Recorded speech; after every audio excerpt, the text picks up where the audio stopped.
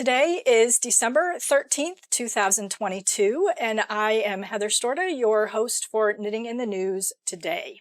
67 Blankets for Nelson Mandela Day in South Africa is an organization that they want knitters to help with their initiative. They've made and donated thousands of blankets to orphans and those in need over the years. So check them out and see if you are able to help with their initiative to produce knitted blankets.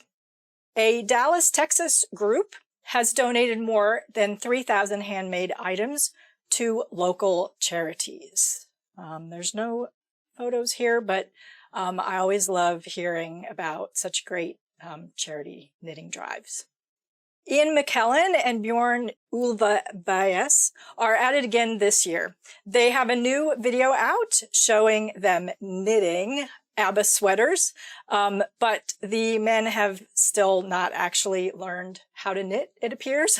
They are most obviously pretending, but it's still a very funny video. So I don't want to play the video here, but do check it out on YouTube to watch the new video.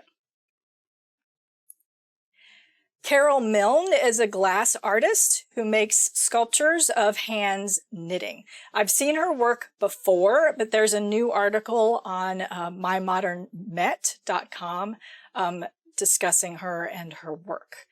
So let's see if there's another piece here, several pieces. It's just amazing. A community group from Finland spent a month knitting a giant Christmas tree, and it is now on display in Southwark Cathedral in England. Let me see if there's another photo of it here. Here they are in front of their knitted Christmas tree.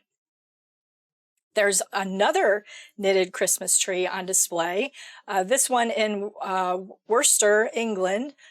It will be at several locations over the next few weeks in the local area.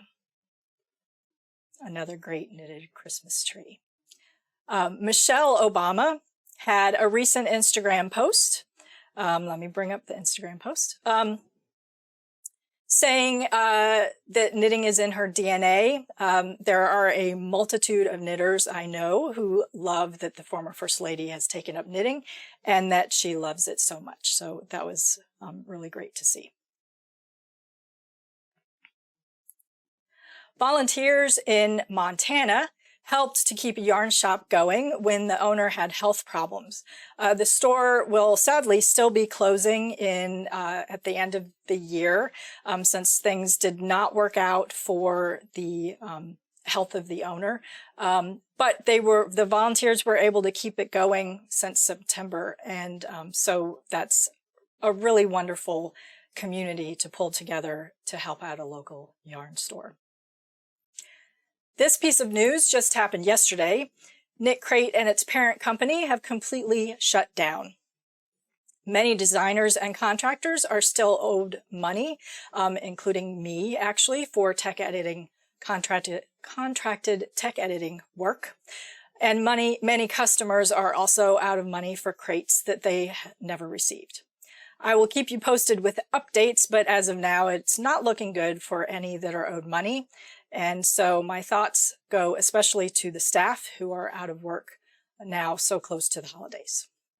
If you have a piece of knitting news you'd like included, feel free to send your news stories to knittinginthenews@gmail.com. Until next month, let's keep knitting in the news.